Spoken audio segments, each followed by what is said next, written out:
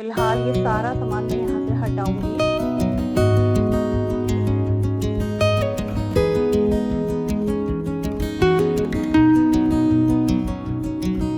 Kitchen is the heart of the home, यूं ही नहीं कहा जाता क्योंकि किचन में हम होम मेकर का बहुत सारा समय बीतता है। और अगर एक किचन वेल ऑर्गेनाइज ना हो तो हमारा बहुत सारा टाइम वेस्ट हो जाता है चीजों को इधर उधर ढूंढने में। So hello and welcome back again to the channel explore life with प्रतिभा।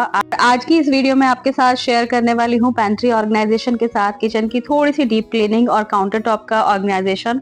साथ ही यहाँ पर मैंने कुछ क्लिप्स शेयर करी हैं। पिछले संडे का ये वीडियो है, तो संडे का ही दिन ऐसा होता है कुछ एक्स्ट्रा काम जब हम लोग करते हैं, तो मैं भी निकल गई थी पतिदेव के साथ थोड़ी सी शॉपिंग करने के लिए। तो काफी दिनों से एक घर के लिए मंदिर लेने का मन है, तो पास ही में एक घर के पास में एक शोरूम था, तो वहां पर हम मंदिर देखने चले गए थे।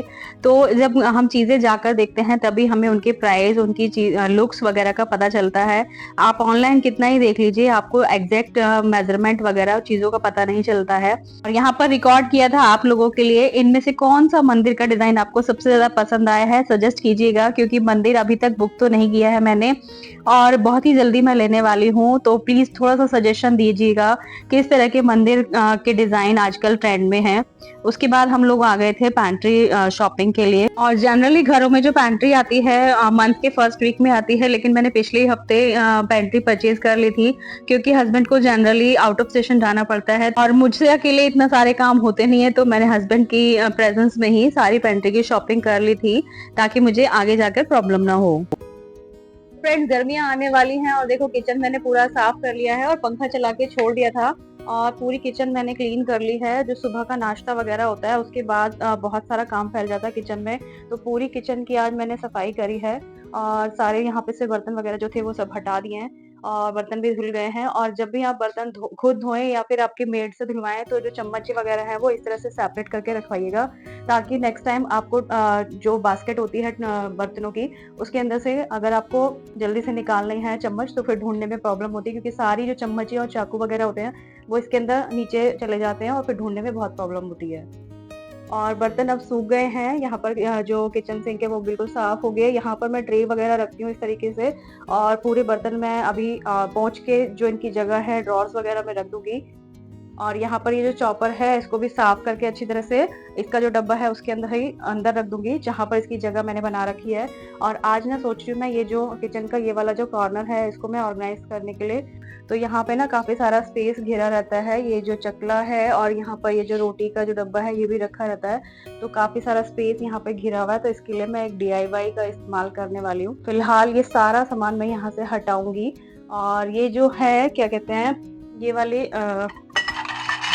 ये वाला ऑर्गेनाइजर मैंने खुद ही बनाया था। जो राइस बैग्स जो होते हैं, तो राइस बैग को मैंने कार्डबोर्ड बॉक्स के ऊपर चढ़ा दिया था और बहुत दिन हो गए हैं। अभी मैं आपको दिखा सकती हूँ, इसमें मैं ना ट्रेज वगैरह रखती हूँ और देखिए अंदर से बिल्कुल ठीक है।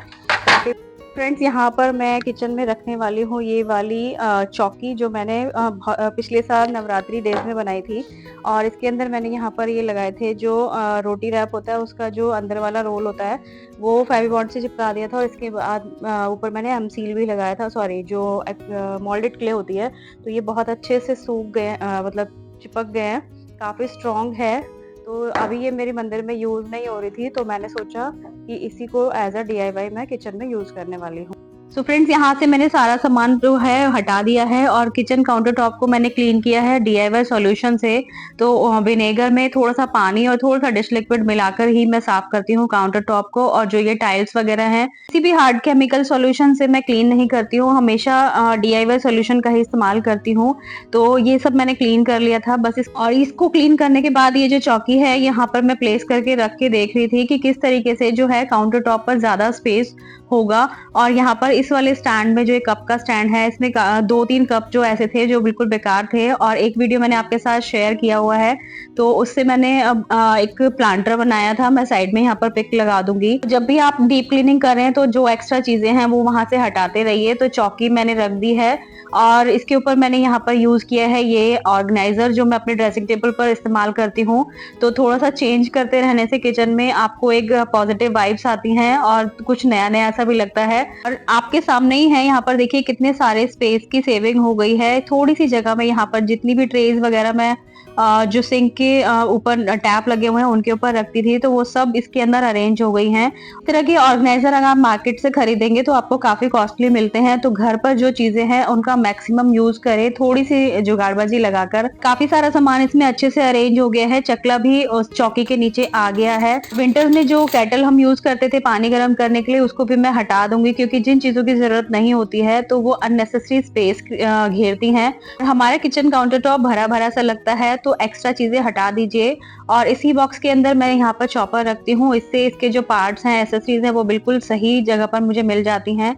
और ये कटलरी स्टैंड जो मैंने बनाया था, इसका वीडियो तो आपने देखा ही होगा, नहीं देखा है तो देख लीजिएगा। और चीजें आपके सामने विजिबल है, थोड़ा सा चेंज करने से किचन के काउंटर टॉप पर बहुत सारा स्पेस मुझे मिल गया है।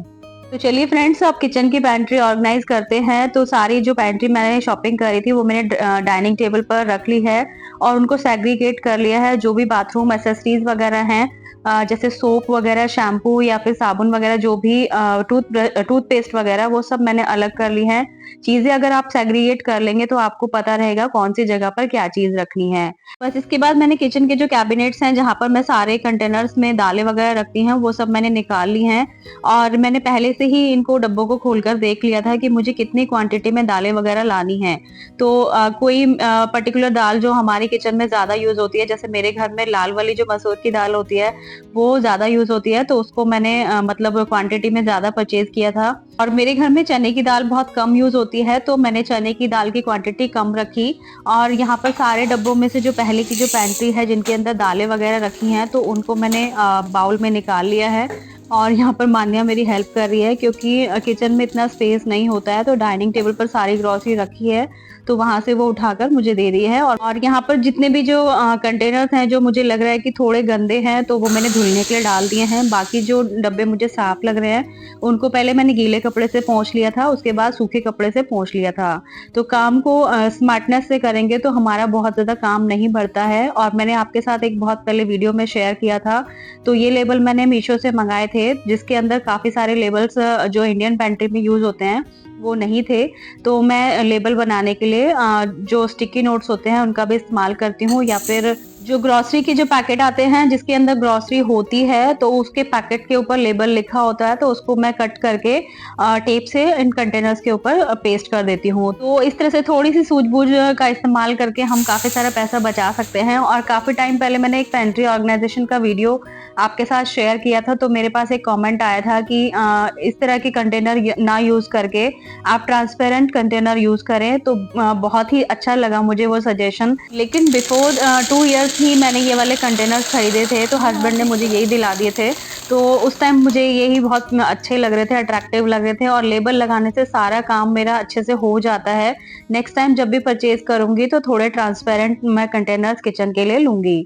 और यहाँ पर बेटा कॉफी बना रहा था किचन में, इस तरह के काम कर रहा हूँ तो काफी टाइम लग जाता है, लेकिन मैं थोड़ा सा यहाँ पर एक्स्ट्रा टाइम लगाकर अपने काम को परफेक्ट करने की कोशिश करती हूँ, ताकि नेक्स्ट टाइम जो भी किचन में आया उसको पेंट्री ढूंढने में कोई भी प्रॉब्लम ना हो। जब भी आप पेंट्री ऑर्गेनाइज करते हैं तो कुछ ना कुछ ऐसी चीज हमें मिलती है जिसे चेंज करना बहुत ज्यादा जरूरी होता है। तो यहाँ पर 2 कंटेनर में वर्मिसेली रखी थी, जिसको मैंने एक भुनी हुई वर्मिसेली है और एक विदाउट रोस्टेड वर्मिसेली है, तो उन दोनों को मैंने एक ही कंटेनर में कर दिया है। लेकिन मैंने उनको मिक्स नहीं करा है, नीचे जो है भुनी हुई वर्मिसेली रखी है और ऊपर जो बिना भुनी हुई वर्मिसेली थी वो पैकेट के अंदर एज इट इज मैंने डाल दी है। इससे मेरा एक कंटेनर खाली हो गया है। और इस तरह से थोड़ी सी जुगाड़बाजी से और थोड़ी सी सूझबूझ से आप अपनी किचन की पैंट्री को बढ़िया तरीके से ऑर्गेनाइज कर सकते हैं। और इस तरह के ग्लास जार को भी मैं कभी नहीं फेंकती हूँ, तो ये जैम की बॉटल्स हैं, इनको अच्छे से साफ करके इसके अंदर भी पैंट्री रख लेती हूँ। और आपने यहाँ पे नोटिस किया होगा, यहाँ पर मैं जो ये लेबल ब्लैक सॉल्ट वाला लगा रही हूँ, ये मैंने लिड के ऊपर लगाया है, क्योंकि इस कंटेनर को मुझे कैबिनेट में नहीं रखना है, मुझे किचन के ड्रॉर में रखना है। तो ड्रॉर वाले जो कंटेनर्स होते हैं वो ऊपर से विजिबल होते हैं, तो उनका लेबल इस तरह से लगाइएगा ताकि वो अच्छे से विजिबल हो सके। फ्रेंड्स, मेरे जो किचन कैबिनेट थे बिल्कुल बहुत ज्यादा गंदे नहीं थे, तो थोड़ा सा वाइप करने से ही साफ हो गए। और मैं यहाँ पे शेल्फ लाइनर की जगह यूज करती हूँ ब्लिंकिट के जो शॉपिंग बैग होते हैं, जिनमें आप ब्लिंकिट से सामान मंगाते होंगे, तो उन पेपर को आप कभी भी मत फेंकिएगा, इस तरह से आप यूज कर सकते हैं। बट आप न्यूज पेपर मत बिछाइएगा कभी भी कैबिनेट में, क्योंकि न्यूज़पेपर जो होता है वो कॉकरोचेस को अट्रैक्ट करता है। तो इसकी जगह पर आप कोई प्लास्टिक शीट का यूज कर सकते हैं, या फिर जो बच्चों के चार्ट पेपर हैं उनको भी as a shelf liner use कर सकते हैं। तो सारी जो कंटेनर हैं उनमें मैंने दालें वगैरह फिल कर दी हैं। जो ब्रेकफास्ट के आइटम है वो एक साइड पर रखे हैं, और इस तरह से मेरी पूरी किचन पैंट्री अच्छे से ऑर्गेनाइज हो गई है। और फ्रेंड्स, कुछ ऐसी पेंट्री होती है जो बच जाती है, जो कंटेनर्स में नहीं आती है, तो उनको भी प्रॉपर्ली अच्छे से ऑर्गेनाइज करना ज़रूरी है, क्योंकि दोबारा जब वो कंटेनर्स खाली हो जाएँगे तो हमें एक्स्ट्रा ग्रोसरी को निकाल कर उनके अंदर फिल करना होगा। तो उनको रखने के लिए आप किसी बास्केट का इस्तेमाल कर सकते हैं, या फिर इस तरह से शॉपिंग बैग को फोल्ड कर रख दीजिए, और उसके अंदर सारे जो एक्स्ट्रा ग्रोसरी बची हुई है उसको अच्छे से सील कर दीजिए किसी रबड़ से, या फिर स्टेपलर भी आप कर सकते हैं, और इस तरह से अरेंज करके आप उनको कैबिनेट में रख सकते हैं। और फ्रेंड्स, इसके अलावा किचन के अंडर काउंटर टॉप जो कैबिनेट्स होते हैं उनका भी प्रॉपर ऑर्गेनाइजेशन मैंने किया है, किसी और वीडियो में आपके साथ शेयर करूंगी। तो वीडियो ज्यादा लंबा ना हो तो वीडियो को यहीं पर एंड किया है। आई होप फ्रेंड ये वीडियो आपको पसंद आया होगा, तो वीडियो को लाइक करना बिल्कुल भी मत भूलिएगा, और इसी तरह की यूजफुल वीडियोस को देखने के लिए चैनल को सब्सक्राइब कर लीजिएगा। आपसे जल्दी ही मिलूंगी नेक्स्ट वीडियो में। Bye bye.